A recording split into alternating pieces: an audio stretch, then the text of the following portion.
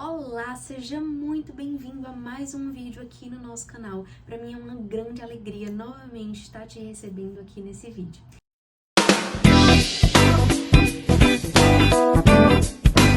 Estaremos continuando nesse vídeo a falar sobre a terapia cognitivo-comportamental e aqui especificamente falaremos do primeiro capítulo do livro Aprendendo a Terapia Cognitivo-Comportamental. E aí, para iniciarmos esse nosso momento de hoje, gostaria de trazer um pouco que a terapia cognitivo-comportamental, ela é uma perspectiva teórica bem fundamentada e bem desenvolvida em prol de auxiliar o terapeuta no seu plano de ação para o melhor tratamento possível para seu paciente. A terapia cognitivo-comportamental tem duas grandes premissas, de que a nossa cognição, ela possui um papel controlador em como nós vamos nos comportar e como nós vamos nos sentir. E o nosso padrão de comportamento, ele também possui grande influência em como nós vamos nos sentir e nos comportar e pensar sobre as mais diversas situações nas quais nós vivemos. Epileto, ele surge com uma grande frase que diz: os homens não se perturbam pelas coisas que acontecem, mas sim pelas opiniões sobre as coisas. Então, quando nós vamos analisar um pouquinho essa frase, é muito importante que nós estejamos atentos a como a nossa percepção, a como a nossa cognição influencia realmente em como nós vamos lidar com as situações nas quais nós vivemos. Porque imagina só, muitas vezes a gente percebe que uma mesma situação acontece com várias pessoas diferentes, mas as várias pessoas distintas, elas se comportam e elas têm interpretações diferentes sobre a mesma situação. E por que as pessoas têm interpretações diferentes? Por que de certa forma tudo não é igual para todo mundo? Porque a nossa cognição, ela também possui um papel fundamental em como nós vamos nos relacionar com as mais diversas situações que acontecem. A nossa história de vida possui influência em relação a isso, os nossos esquemas, realmente, as nossas crenças, e tudo isso a gente vai conversar aqui no decorrer do nosso vídeo de hoje. Aaron Beck foi o primeiro a trazer para a prática clínica realmente todos esses aspectos das cognições desadaptativas. Então, ele tinha ali esse papel de trabalhar as distorções cognitivas com os seus pacientes. Como nós vimos no vídeo anterior aqui no nosso canal, nós percebemos que Aaron Beck, ele foi o pioneiro, ele realmente trabalhava sobre os nossos pensamentos disfuncionais, erros no processamento de informações, na nossa cognição. Então, ele focava muito o seu trabalho em trabalhar com seus pacientes todo esse processo, e ele conseguiu perceber que quando ele trabalhava as distorções cognitivas, ele efetivamente tinha melhora no quadro clínico dos seus pacientes, com depressão e ansiedade ali naquele momento. Já o componente comportamental da terapia cognitivo-comportamental, ele começou muito em 1950 e 1960 com os ensinamentos de Skinner e Pavlov. Então, naquele momento, as terapias comportamentais, elas estavam muito voltadas à modificação de comportamento. O foco principal ali era moldar os comportamentos para comportamentos mais funcionais naquele momento. E eu trouxe essa frase de comportamento funcional que a gente usa muito na terapia cognitivo-comportamental. Mas quando a gente fala da terapia comportamental, um comportamento ele é funcional, porque ele tem uma função. Para cada comportamento ele vai ter uma função, e a função vai fazer bem ou não para aquele indivíduo. Existe essa grande diferença ali na terapia cognitivo-comportamental e na terapia comportamental, e que a gente precisa levar em consideração essas grandes diferenças, tá bom? Um PS assim, só para uma observação, só para deixar claro esse aspecto aqui para vocês.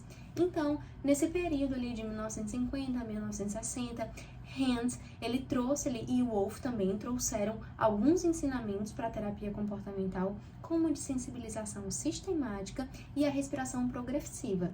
O treinamento, de respiração progressiva, de relaxamento progressivo, nesse sentido. E como nós trouxemos aqui, o principal foco ali naquele momento era a modificação de comportamento.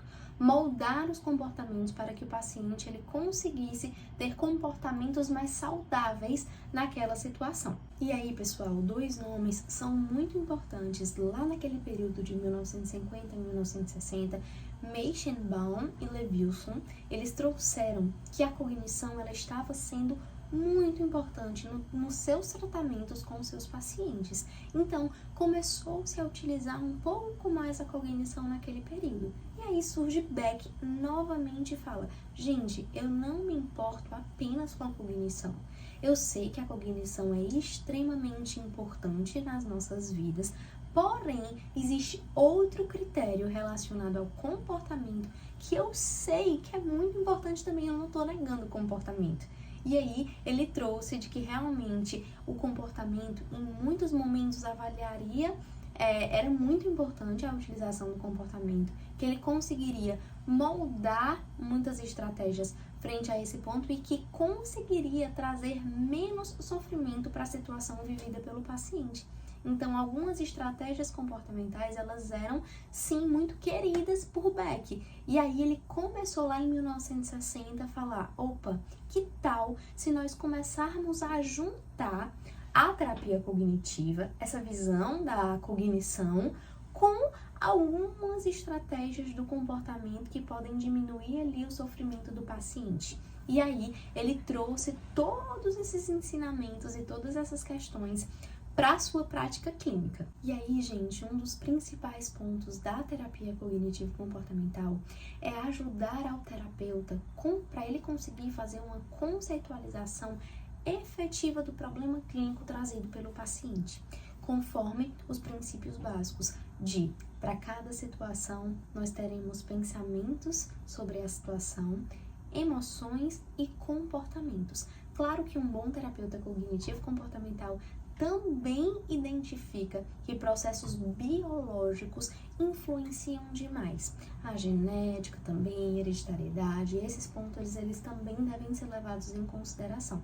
Então, na terapia cognitivo-comportamental, o grande guarda-chuva, para cada situação, teremos um pensamento, emoção e comportamento.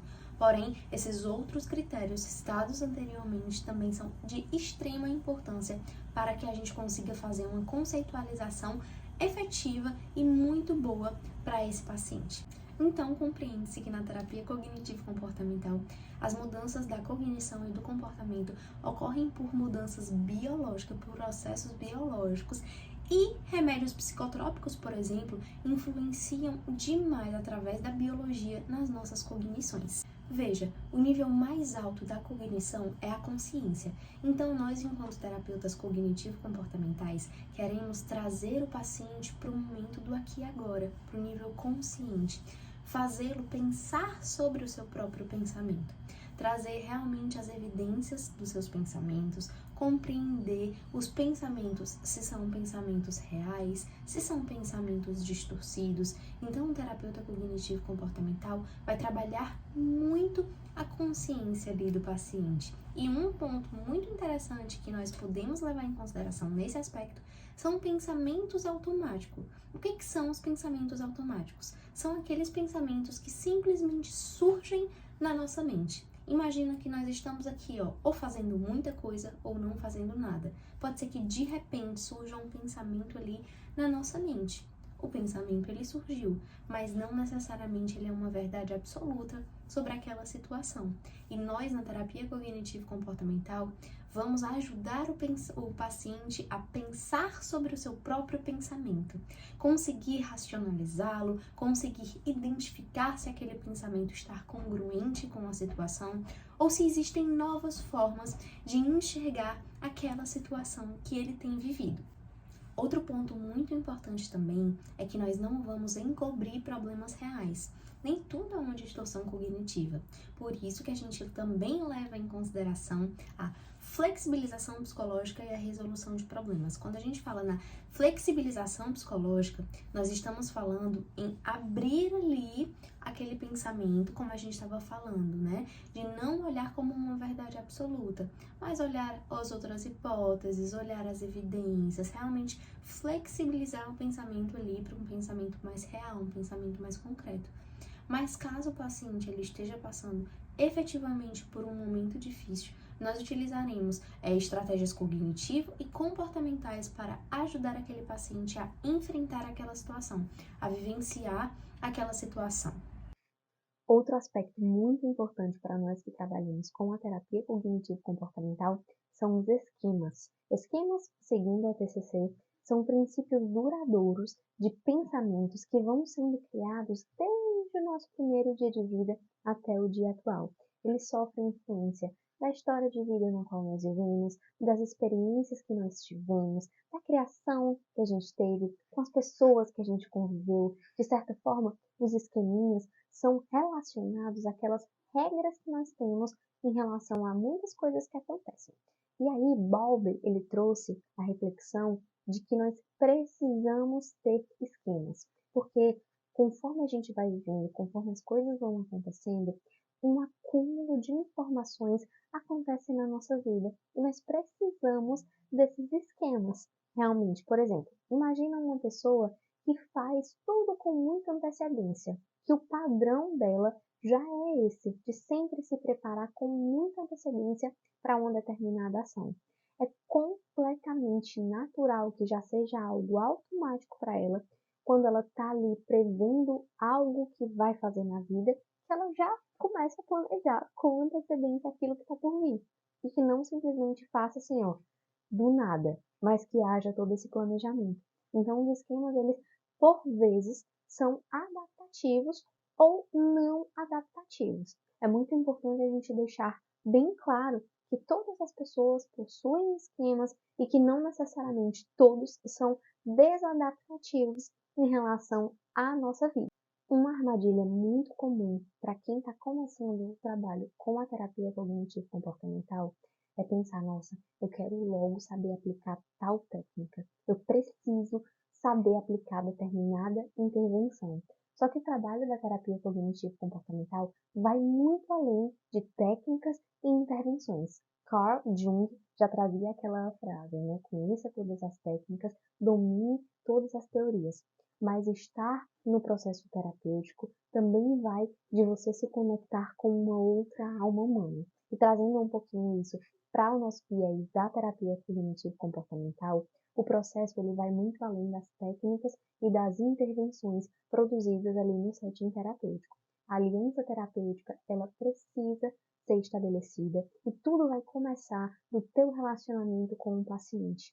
Imagina, se você vai no processo de terapia e não bate e você sente que não está dando certo ali com o terapeuta, apesar de você conhecer tudo sobre a terapia cognitivo-comportamental, pode ser que a terapia ela não tenha os resultados tão maravilhosos quanto se você tivesse efetivamente uma excelente relação terapêutica. E aí, a gente precisa trazer o aspecto de que na terapia cognitivo-comportamental existe uma conceitualização de caso específica para cada paciente. E é a partir dessa conceitualização de caso na qual nós vamos poder utilizar alguma técnica e alguma intervenção, mas sempre visando no porquê que a gente está utilizando aquela técnica, o porquê que nós estamos utilizando determinada intervenção. Então, todos esses aspectos eles vão englobar na conceitualização de caso, que vai estar ali direitinho o porquê que você está usando determinada técnica, o objetivo que você quer alcançar com aquela técnica. Também vai ter que ter um espaço relacionado a como que aquele paciente reagiu àquela técnica, se obteve o resultado esperado. Então, são vários critérios que devem ser levados em consideração nessa conceitualização de caso. E antes mesmo ali de pensar em uma técnica, é pensar o que o paciente precisa, o que de fato nós vamos trabalhar com ele em sessão. Para aí sim pensar em uma técnica que se adeque a realmente aquele teu objetivo na psicoterapia.